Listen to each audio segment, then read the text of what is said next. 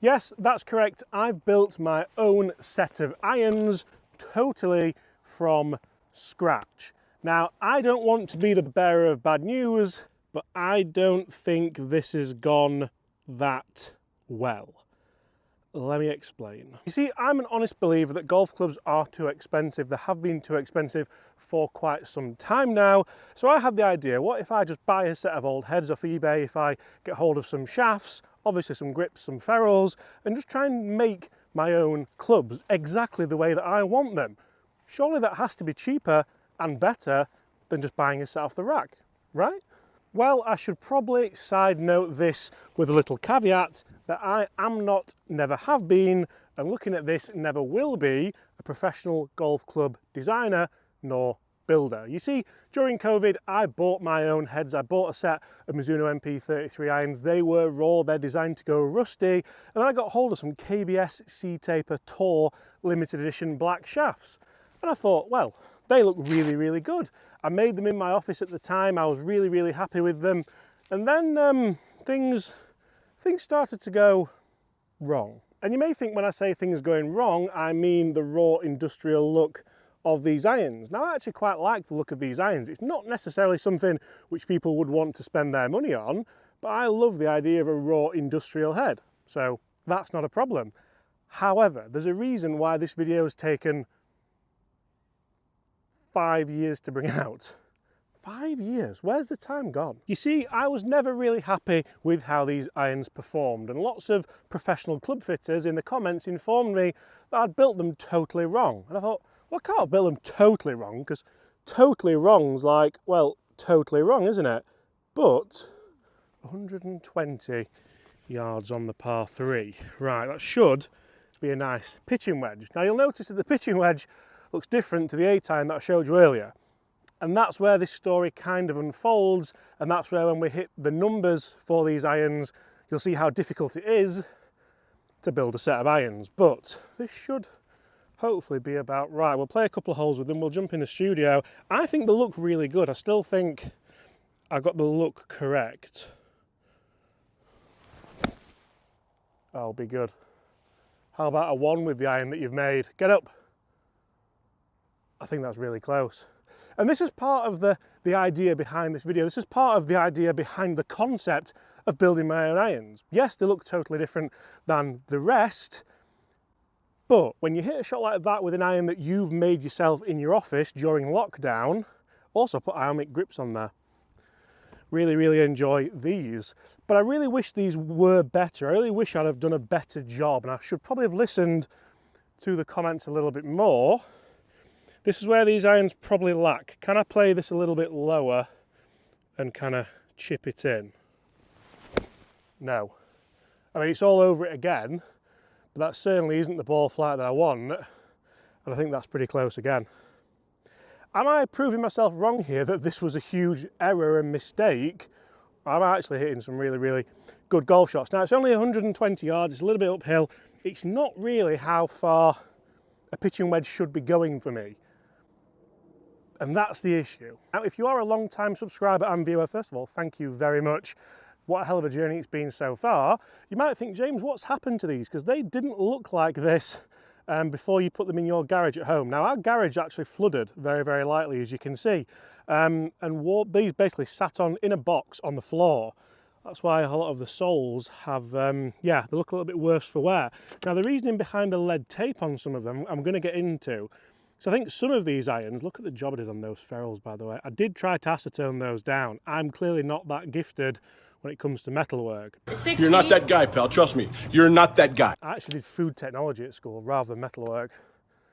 That is a terrible thing to admit, isn't it? But let's try and play a little chippy 9-iron up here and see, like, does anybody else like the look of these? I actually think they look really, really good, even with these rust spots and things like that. I could probably try and get the rust off them, but you can see someone did decoat them, and that's why I bought these heads instead of just some standard heads on eBay. And I must admit, so far, it's the first time I've brought these irons out on the golf course, I think ever, because at the time golf courses were closed. I was able to jump in a studio and kind of complete the video back then. But realistically, if I could resurrect these, do you guys think it's worth doing? Like, look at them, they look absolutely gorgeous. The 5-iron through to pitching wedge. And the lead tape, I mean, this 9-iron looks very, very upright and feels very, very light. Can I play it down? No, that was the uprightness. And that's the problem. When you've got a set of irons that you've built and you're to blame, there's no one to blame but yourself, quite literally. Even when the specs are totally wrong, the lie angles are wrong, and you've tugged it left off the winter mat. Winter. Lovely. But I almost think that this was a hobby craft experience. This wasn't me trying to make a set of tall-fitted professional golf clubs. I just wanted to have a go at it at a time where, let's be fair, we didn't have much going for us. And I saw them out of the corner of my eye when I was cleaning out the garage the other day. And I was a little bit heartbroken when I saw that they'd suffered that rust because we had that tiny little flood. Because the person who put the new garage door on didn't put the seal on, so the rain got in. Can you believe that? Now, if any of those shots would have gone in, it would have been one of the best golfing experiences of my life, because I made it. It was all me. Nobody else made the clubs other than myself. And I've had 6 hole-in-ones in my life. And that would have been the best one ever, even if it's not quite gone the distance I want it to, because of what I said earlier about the lead tape. I'm actually quite pleased none of those have gone in, because I'm on my own today. Bobby's on holiday, again, Barbados this time. He's actually in Barbados as well.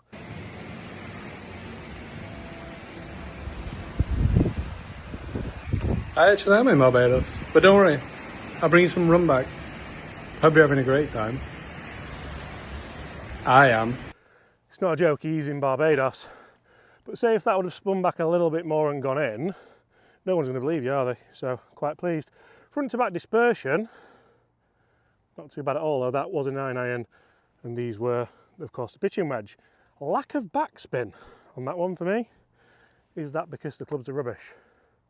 Maybe. Okay, so when we talk long irons, it's interesting to see. Say if I have, what do we have here? We have 162.7 playing 171.5, so I call it 172 yards. Now, you'll see that in the long irons, so such as the 5-iron, the longest iron that we have, we've got that kind of lead taping on it. Now, I can put this away. I don't know why I've got this in my pocket. How rude of me. But you can see we have the lead tape on, and from here, I feel like this is where the irons were quite good. Now, a lot of people said I did the wrong steps when I was building them. I didn't put the lead powder, some kind of weighted powder into the hosel to swing weight them. I didn't have a swing weight machine because I was at home, in my old house actually, back in the day. But now I've tried to kind of, as you can see, manipulate where the weighting is on these. Again, I'm not kind of a scientist. I don't really understand too much about siege. I understand making it nice and even should help. I understand how good this head looks. I understand how good it feels having the extra couple of grams on it. So I understand that feels like one of the best irons I've ever hit. So realistically, like, we start to look at just what's happening here with some of the shots I'm hitting. Was it a total mistake? Was I totally wrong in doing this? Or have I just missed? Like, have I hit the post almost with the penalty? It's still a missed target, but like not by much. That was a lovely fade. Can we work it in the other way with a bit of a draw? I've hit the draw, but it's a little bit to the left. Lovely low ball flight though. I can certainly feel like, I mean, that's left-hand side of the green. It's gone the distance, and all of a sudden with a Mizuno MP33, it's doing what I want it to do almost. Like, we're so close for it to do what I want it to do.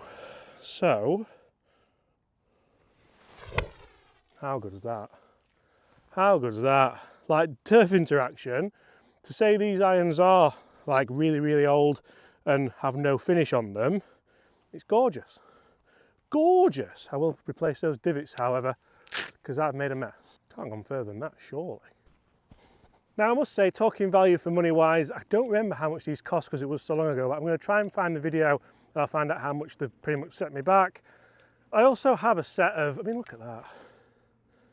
Really, really happy with that. I think it might be just short of flag high, but not a couple of bad shots, really. I do have a set of Mizuno MP32s, which I also bought off Facebook. And a lot of these clubs, people comment and ask and say, well, James, why do you have so many golf clubs? And The answer to that is I don't know. I'm a little bit obsessive with stuff like that, and I like what I like. I don't always buy them to put in the bag. I just like having them to bring out on occasion for memories and stuff like that.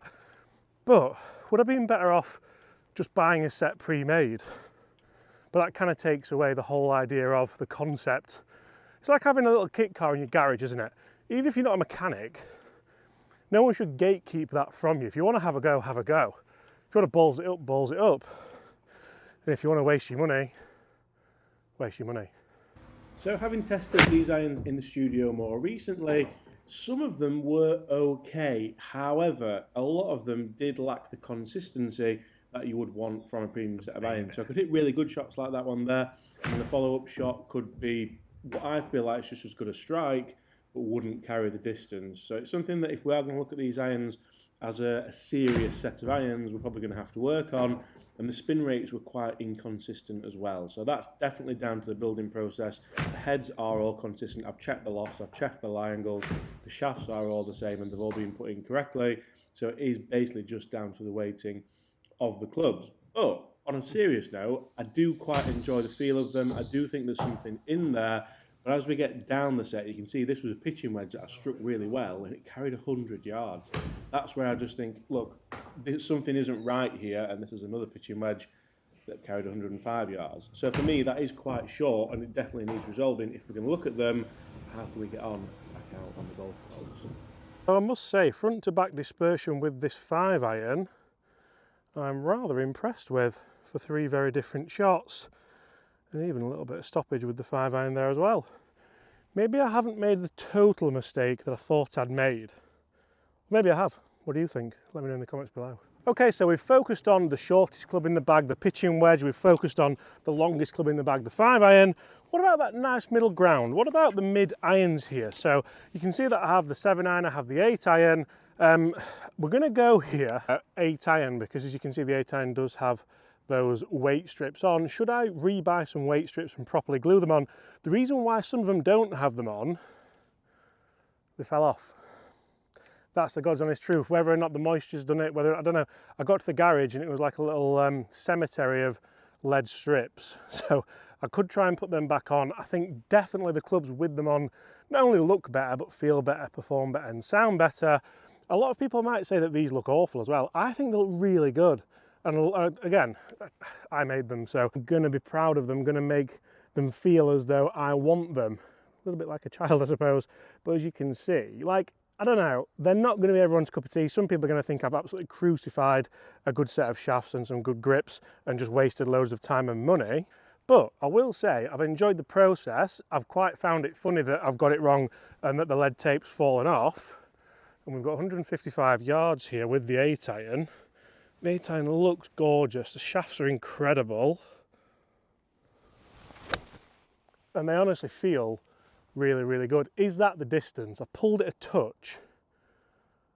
That's actually a really, really good distance. It's a lovely turf interaction.